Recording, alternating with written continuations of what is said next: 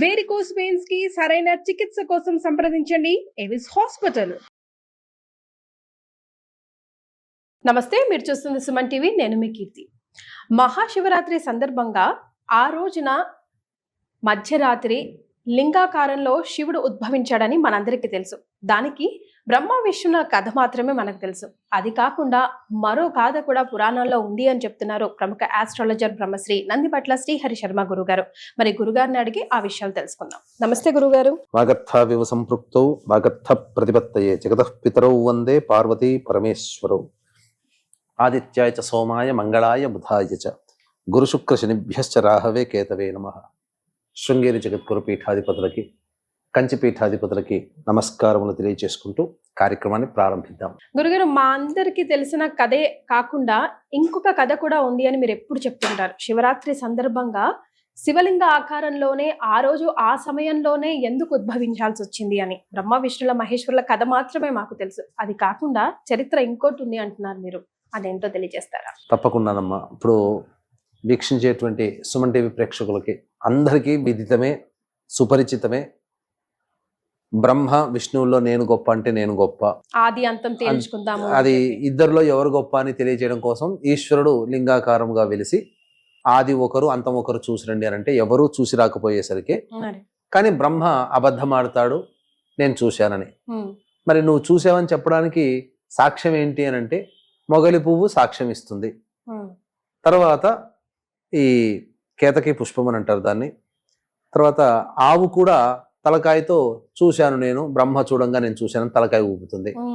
ఇవన్నీ విన్నటువంటి ఈశ్వరుడు కోపగించి ఇది అబద్ధం చెప్పారు కాబట్టి బ్రహ్మకి 5 ముఖాల్లో ఉన్నటువంటి బ్రహ్మ పంచవక్త్రము కాస్త ఒక ముఖాన్ని శిరచ్ఛేదం చేస్తాడు. ఏ నోటితోనైతే నేను చూశాను అంతము చూశాను అని అంటాడు, అది ఆ యొక్క శిరస్సును ఖండిస్తాడు. అబద్ధం ఆడింది కాబట్టి ఆ కేతకి పుష్పానికి ఈ సంబంధించినటువంటి పూజాది కార్యక్రమాల్లో నీకు అర్హత లేదు అని చెప్పడం.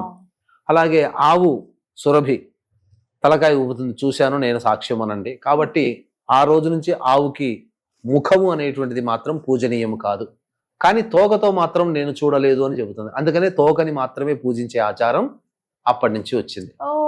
అందుకని తోక దగ్గర స్మరణ చేసి తోకనే పుట్టుకొని తోకకే బొట్లు పెట్టి తోకకే పూజ చేస్తాం.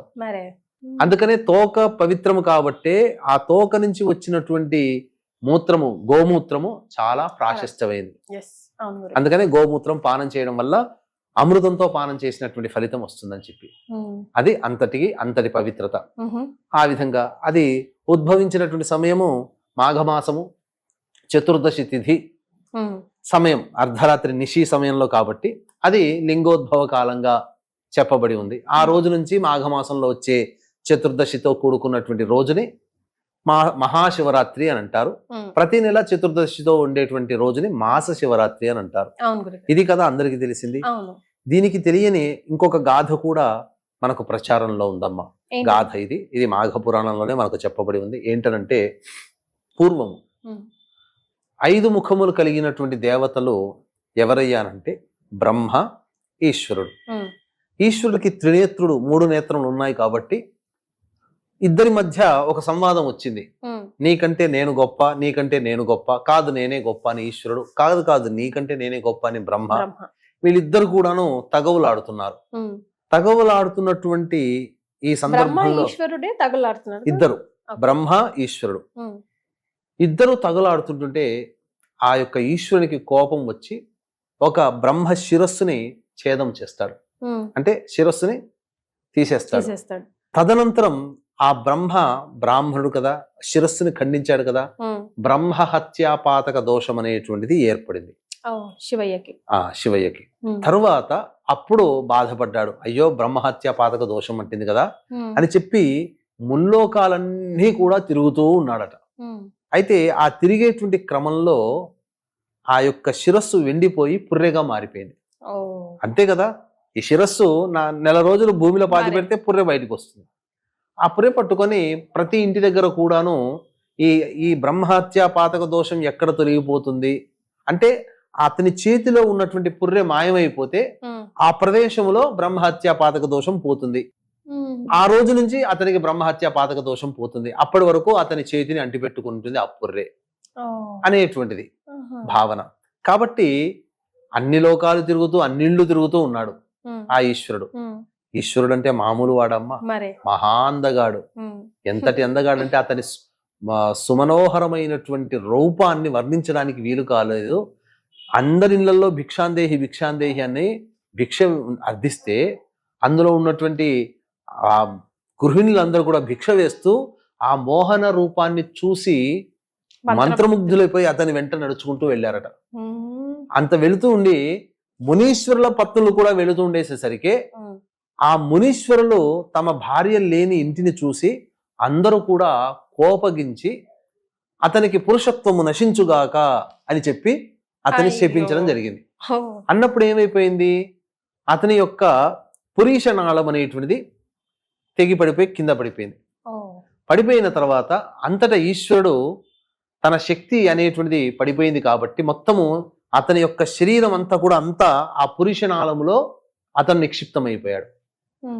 తర్వాత బ్రహ్మ అది ఎంత తేజోమయమైనటువంటి కాంతులతో విరాజిల్లుతూ ఉన్నది అంటే తర్వాత అంత ఎంతో గొప్పదైనటువంటి ఆ యొక్క ఉగ్ర రూపముగా ఆ యొక్క కాంతికి తట్టుకోలేక ముల్లోకాలు కూడా తల్లడిల్లిపోయాయట. అంటే అంతటి వేడి. అంటే శివుని యొక్క ఉగ్ర రూపం అంతా ఆ లింగము కింద పడిపోయింది కదా, ఆ లింగములో శివుడు మొత్తం ఐక్యమైపోయాడు. అప్పుడు శివతత్వముగా ఆ లింగము ప్రభాసితమైపోయింది, ముల్లోకాలని క్షోభింపచేసింది.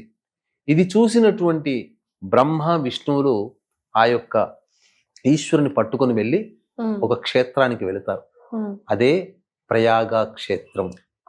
ఈనాడు మనం అందరం కూడా కుంభమేళాలో ప్రయాగ క్షేత్రంలో వెళుతున్నాం కదా. ఆ ప్రయాగ క్షేత్రంలో ఆ యొక్క లింగ రూపములో నిక్షిప్తమైనటువంటి పరమేశ్వరునికి అనేక పూజాది కార్యక్రమాలు నిర్వహించి బ్రహ్మహత్యాపాతక దోషాన్ని తొలగింపచేశారు. ఆ విధముగా ఆ రోజు నుంచి ఆ ప్రయాగ క్షేత్రము బ్రహ్మహత్యాపాతక దోషాలని తొలగించేటువంటి క్షేత్రముగా భాసిల్లుతుంది. అందుకనే మాఘ మాసములో ప్రయాగ క్షేత్రములో స్నానమాచరించినటువంటి వ్యక్తికి సకల దోషాలు తొలగిపోతాయి అనేటువంటిది నానుడి. లింగం అని కూడా అందుకే అంటాం, అందుకనే లింగం అని అంటారు. ఆ విధంగానమ్మ ఆ రోజు నుంచి కూడా లింగ రూపముగా ఈశ్వరుని ఆరాధన చేసే తత్వము ఆ రోజు నుంచి ఉద్భవించింది.